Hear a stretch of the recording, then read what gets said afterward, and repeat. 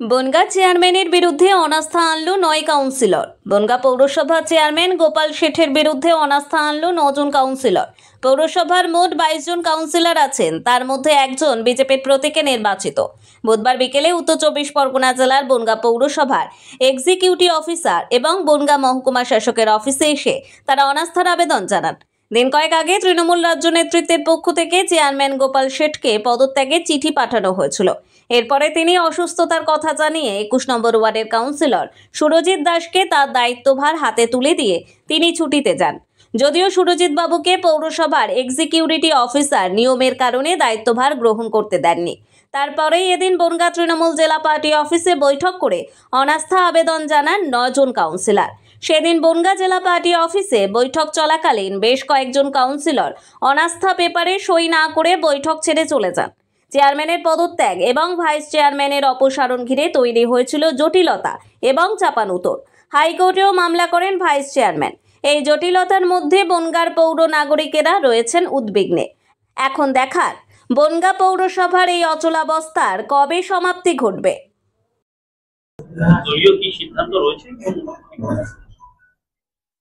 দল বনগাঁ পৌরসভার চেয়ারম্যানকে পদত্যাগ করবার জন্য বলে দিয়েছিলেন এবং নতুন চেয়ারম্যান করবার জন্য। দলের নির্দেশ না মানার জন্য আবার পুনরায় 1 সপ্তাহ সময় দিয়ে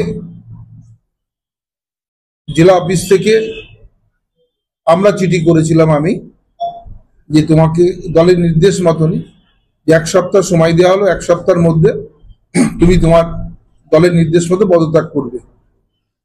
গত 15 তারিখে সেই চরম সময়সীমাটা পার হওয়ার পরেও তিনি কোনো রকম দলের সাথে কোনো কথা বলেনি এবং পদত্যাগ করেননি, যার কারণে কাউন্সিলররা আজকে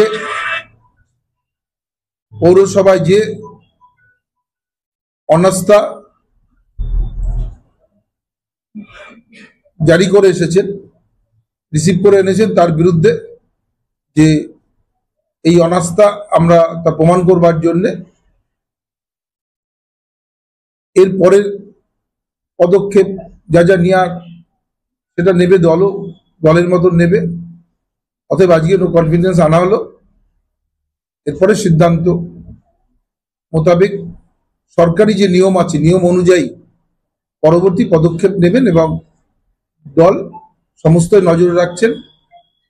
এবং আমাদের আজকে দরকার ছিল 1/3।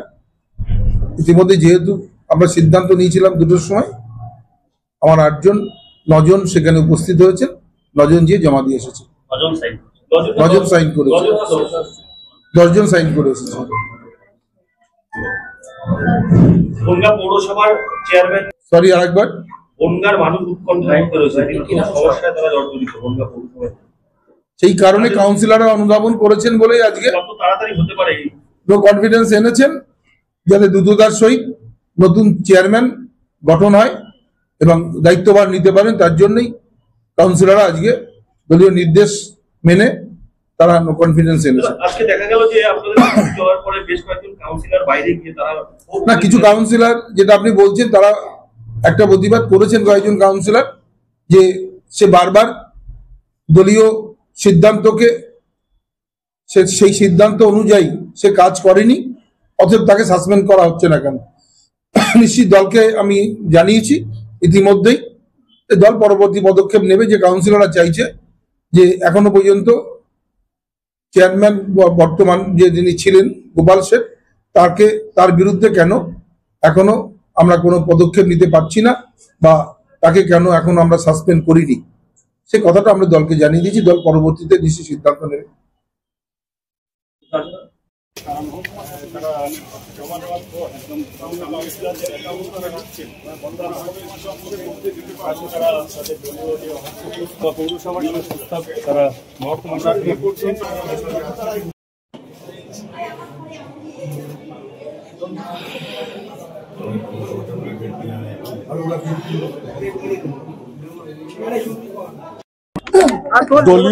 দলীয় নির্দেশে বনগাঁ পৌরসভার পৌরপ্রধানকে দলের থেকে নির্দেশ দেওয়া হয়েছিল পদত্যাগ করার জন্য।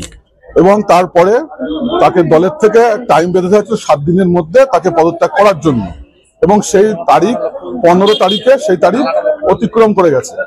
তারপরেও তিনি পদত্যাগ না করার জন্য দলের সিদ্ধান্তে আমরা যারা দলীয় কাউন্সিলর আছি তারা বর্তমান বনগাঁ পৌরসভার যে পৌর প্রধান আছে গোপাল শেঠের এগেনস্টে আমরা অনাস্থা প্রস্তাব পেশ করলাম। আমরা বনগাঁ পৌরসভায় জমা দিয়েছি এবং এসডি অফিসে আমরা জমা দিয়েছি।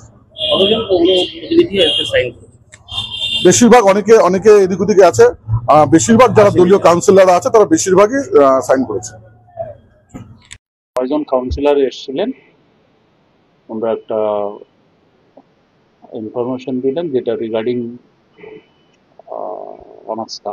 বর্তমান চেয়ারম্যান তার বিরুদ্ধে ওনারা অনাস্থা এনেছেন, এটা আমরা রিসিভ করে নিয়েছি।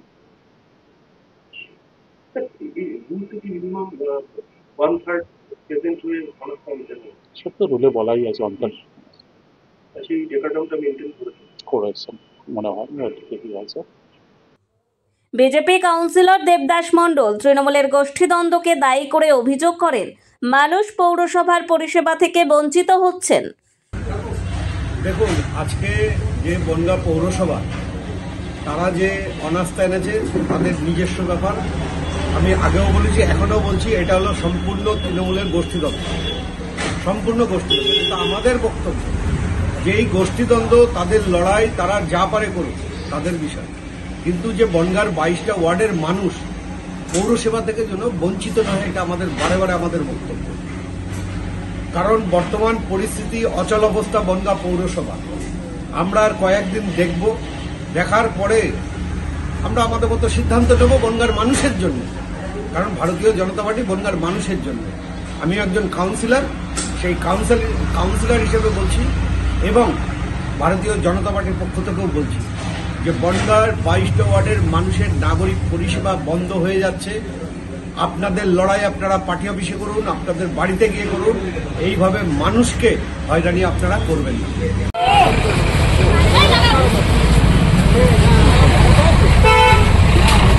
আপনারা কি বেরিয়ে এলেন? না, বেরিয়ে আসবো কেন? আমাদের দলীয় কার্যালয় থেকে কেউ বেরিয়ে আসে? কি হলো, কি মিটিং হলো আপনাদের? ওখানে বিগত দিনে গোপাল শেঠ মহাশয়কে বলা হয়েছে যে ওখান থেকে ইসের জন্য ওনাকে বসিয়ে দেওয়ার জন্য বলেছিল দল থেকে নাকি। তো দলের থেকে সেরকম নির্দেশিকা আমরা কিছুই পাইনি। তবে পরবর্তী সময়ে আমাদের জেলা সভাপতি যেমন নির্দেশিকা দেন আমরা সেইভাবেই পালন করি এবং দলের সঙ্গে এবং অভিষেক ব্যানার্জি এবং আমাদের সর্বময় নেত্রী শ্রী মমতা ব্যানার্জিকে সামনে রেখে আমরা তার দেখানো এগোনো পথ ধরেই আমরা এগোচ্ছি। কিন্তু আজকে এখানে ডেকে বলা হয়েছে অনাস্থার কথা, কিন্তু আমরা কোনো অনাস্থার পেপারে সই করি না। আমরা বেশ কয়েকজন কাউন্সিলর, কারণ আমাদের বর্তমান পৌর বোর্ড নিয়ে আমাদের কোনো সমস্যা ছিল না, শুধু দলের নির্দেশিকা মানছিলাম বলেই আজকে গোপাল শেঠ মহাশয়কে এখান থেকে সরে যেতে বলা হয়েছিল এবং সেরকম কোনো পরিস্থিতি আজকে আমরা দেখতে পাইনি বলে আমরা কোনো অনাস্থার পেপারে আমরা সাইন করি। কতজন মিলে সাইন করেন? আমরা আছি 10-12 জন মতন কাউন্সিলর, আমরা সাইন করি। আপনারা তাহলে অনাস্থার বিরুদ্ধে? আমরা অনাস্থার বিরুদ্ধে। না, কোনো তর্কাতর্কি না, ওগুলো আমাদের দলের মধ্যে হয়। এগুলো তর্কাতর্কি ভাবে আপনারা নেবেন না। কেন তর্কাতর্কি? জেলা সভাপতি আমাদের যেরকম নির্দেশিকা দেবেন আমরা সেরকম নির্দেশিকাই পালন করবো। ঠিক আছে।